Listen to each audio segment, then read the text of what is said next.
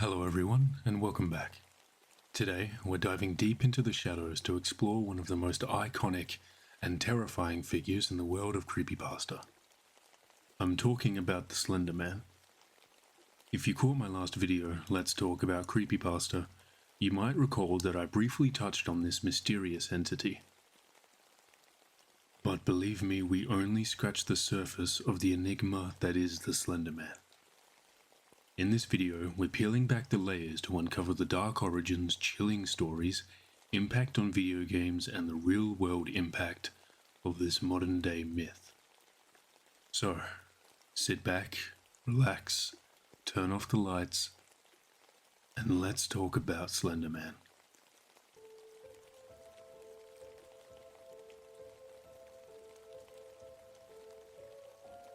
To truly understand the Slenderman, we need to step back to where it all began. Not in the dark forests or abandoned buildings that he is often associated with, but on the internet. The legend of Slenderman is a product of the digital age, a modern myth born from the depths of an online forum. On June 10th, 2009, a user named Eric Knudsen, posting under the pseudonym Victor Surge, submitted two black and white images to a thread on the Something Awful forums. The thread had invited users to create paranormal images using Photoshop, and what Eric Knudsen delivered was astonishing. In these images, we see groups of children, seemingly ordinary photos, except for the towering, faceless figure lurking in the background. A figure with unnaturally long limbs and a black suit. He called this figure the Slenderman. But it wasn't just the images that sparked the mythos. It was the accompanying text that gave Slenderman life. Eric Knudsen added brief but eerie captions suggesting that Slenderman had a sinister influence on these children, hinting at abductions and mysterious disappearances. The minimalistic nature of the description combined with the disturbing visuals struck a chord with the forum's users, who quickly began to build upon the idea. What followed was a viral explosion of creativity. Users from across the internet flocked to the Something Awful forums to witness the birth of this new myth. Unlike traditional legends that evolve slowly over centuries, think of werewolves or vampires, which have existed for millennia and are found in cultures across hundreds of countries, Slenderman's story spread like wildfire, thanks to the power of the internet. With the help of this widespread community, Slenderman became a global phenomenon in a fraction of the time it took for older myths to take root. He became one of the first of a new wave of myths to reach this level of recognition and influence in such a short period. Slenderman truly exemplifies the modern age's ability to create and disseminate legends on an unprecedented scale. It's easy to see why Slenderman became as popular as he did. He was meticulously crafted with horror in mind. While Eric Knudsen was the original creator, the Slenderman mythos evolved with significant input from the community, who added layers to his story and traits. Now, Slenderman is typically described as a towering figure, over 9 feet tall, with an unnaturally slender build. He wears a formal suit and tie, and his elongated limbs are eerily disproportionate to his torso. But his most terrifying feature is his lack of a face. Slenderman is said to have the ability to tap into your deepest fears, driving his victims into a state of paranoia. He is often depicted as stalking his prey to the brink of insanity, causing them to isolate themselves, making it the perfect moment for him to strike and abduct them. Another popular trope is his ability to teleport and distort video signals so that it's hard to catch him on camera. What happens after he catches his victims, however, varies depending on the storyteller. Some stories suggest that Slenderman's victims simply vanish without a trace, their fate unknown. Others describe more gruesome ends, with victims being impaled on tree branches in his forest.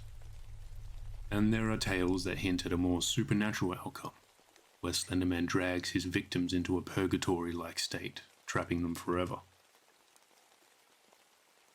There are other features of the Slenderman that vary depending on the storyteller as well, such as his name. The following are some other names that this horror icon has gone by: the Tall Man, the Operator, the Faceless, Der Ritter, Der Grobman, Slender, Slendy, and more. Now that we're caught up on the origins and the description of the Slenderman, let's take a look at what happened after the creation phase of this creature.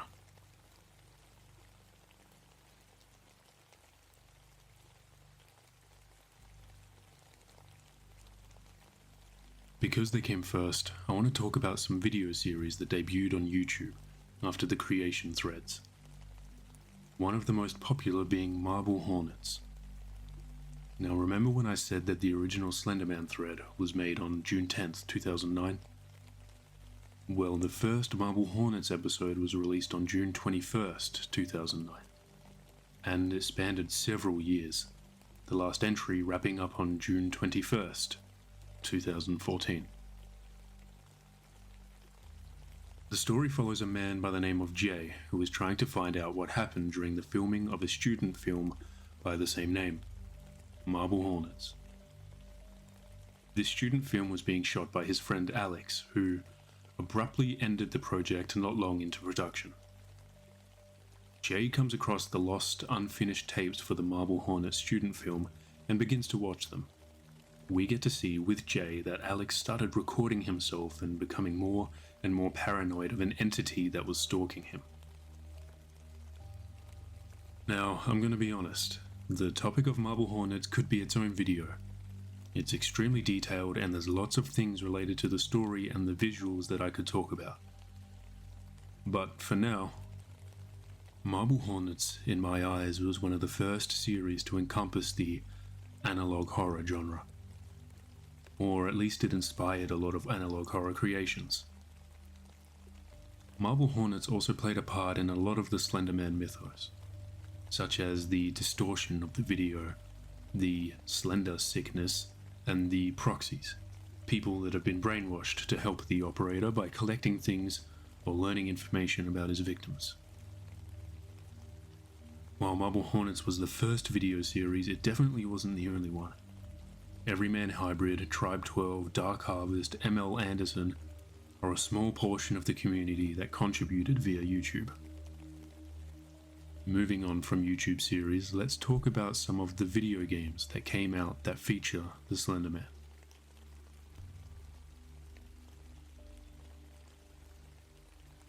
The very first Slender-related video game was actually not the 8 Pages. Before that game, there was a black and white short story-based game simply called Slenderman, the game. This game first came out in October 2011 and was only about 20 minutes long. However, as I'm sure you're aware, this was far from the most popular Slenderman game. In June 2012, the game Slender, later known as Slender the 8 Pages, was released. This simple yet terrifying game quickly took the internet by storm. Set in a dark forest at night, the objective was straightforward: walk around and collect 8 pieces of paper. But as soon as you picked up the first page, a booming, ominous soundtrack would kick in, signaling that he was now after you. The game's popularity exploded, largely thanks to famous YouTubers like PewDiePie and Markiplier who shared their experiences in Let's Play videos. Their reactions, filled with fear and tension, captivated audiences and drew even more players to the game. Slender the 8 Pages became a viral phenomenon. In many ways, Slender marked a turning point. It took Slenderman from the corners of the internet forums and thrust him into the mainstream, making him a household name in the world of horror. The game's minimalist design combined with the fear of the unknown played directly into the terror that Slenderman embodies, a fear that still resonates to this day. The success of Slender the Eight Pages sparked a wave of similar horror games and fan creations, each striving to replicate the same level of fear and suspense. The run around and collect objective quickly became a popular trope in the indie horror game scene. Following the success of Slender the Eight Pages, several games emerged attempting to mimic its formula, including Sanatorium, Hospice, Elementary, Mansion, Claustrophobia, 7th Street, and Prison. These games were eventually packaged together into a compilation called Slenderman Shadow, which, to my knowledge, is still available on the internet today. And then, on March 26, 2013, Slender the Arrival was released. Published by Blue Isle Studios in collaboration with Parsec Productions, the same team that created the 8 Pages. While it clearly drew inspiration from its predecessor, Slender the Arrival elevated the experience with improved gameplay, more complex level design, and updated graphics. It set a new standard for Slenderman games, offering a more immersive and terrifying experience that built upon the foundation laid by the 8 Pages. But Slenderman's reach didn't stop at video games. His influence eventually extended to the big screen, with the release of The Slenderman in 2018. Directed by Sylvian White and produced by Screen Gems, the film attempted to bring the horror and mystery of Slenderman to a mainstream audience. The movie follows a group of high school girls who attempt to summon Slenderman, only to find themselves haunted by the faceless figure they sought to control. While the film faced mixed reviews, with some critics and fans feeling that it didn't fully capture the terror and nuance of the original myth, it nonetheless solidified Slenderman's place in popular culture. The movie's release sparked renewed interest in the character, introducing him to the new generation and cementing his status as a modern horror icon. In many ways, the Slenderman movie represented the culmination of a journey that began on an obscure internet forum. What started as a simple image and story evolved into a global phenomenon spanning games, web series, and eventually a Hollywood film. Slenderman's evolution from digital folklore to mainstream horror is a testament to the power of collective storytelling and the enduring appeal of the unknown. Funny story, at the time this movie came out, none of my friends were interested in seeing it. So I went to the cinema by myself, and I was actually the only person in the cinema that day. It was quite a surreal and definitely the best experience I've had in a movie theater.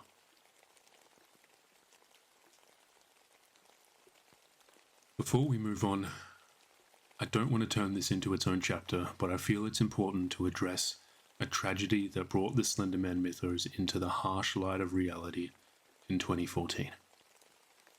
A disturbing incident occurred in Wisconsin where two 12-year-old girls lured their friend into a forest and stabbed her 19 times, all in an attempt to appease the Slenderman.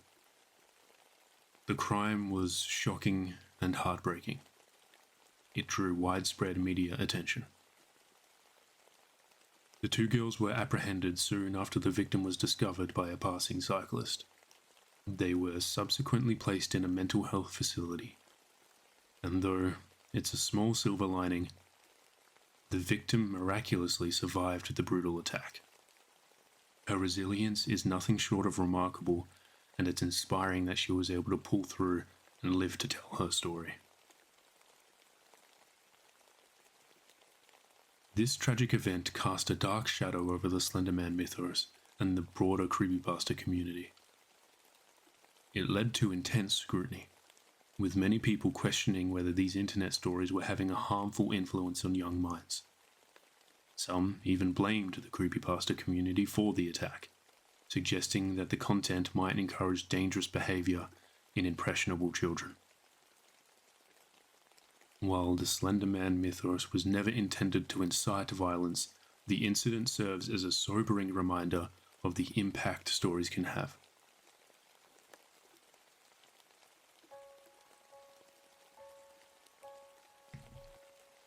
As we've journeyed through the origins, impact, and various adaptations of Slenderman, one thing becomes clear.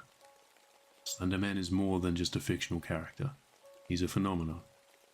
What began as a simple creation on an internet forum has grown into a modern myth, fueled by the collective imagination of countless creators, gamers, and storytellers. From the chilling stories of creepypasta to the viral success of Slender the 8 Pages and the controversies and tragedies associated with his name, Slenderman's influence has permeated the digital and real world in ways that few could have anticipated. Slenderman's evolution from a mere image to a symbol of horror demonstrates the power of collective storytelling in the digital age. He represents our fear of the unknown, the faceless dangers lurking just out of sight, and the stories that emerge when we let our imaginations run wild. His story has been shaped and reshaped by countless hands, each adding their own layer to the mythos, making him a true creature of the internet, a reflection of our shared fears and the dark corners of our creativity.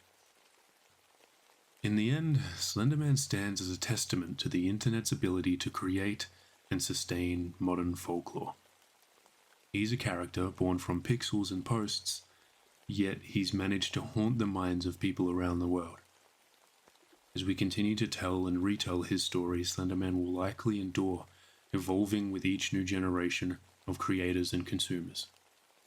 His legacy, for better or worse, is a reminder of how deeply stories can resonate, and how they can take on a life of their own in the collective consciousness. Thank you all for watching. If you enjoyed this video and want to see more, please let me know in the comments section below. And hitting the subscribe and like buttons help me out a lot. I've got some cool ideas that I want to keep making in this Let's Talk About X series I've got going. But if you had any ideas you wanted me to talk about, let me know. Thanks again everyone for watching. I'm going to chuck in some bloopers of me trying to say the word disproportionate now. But thank you all again, and have a good day.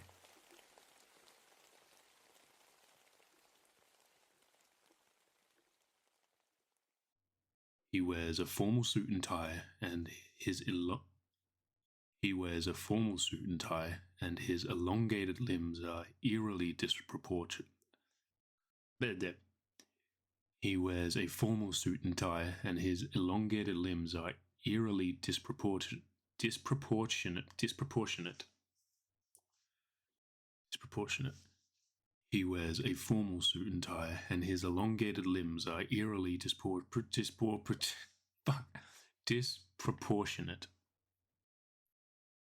He wears a formal suit and tie, and his elongated limbs are eerily disproportionate to his torso.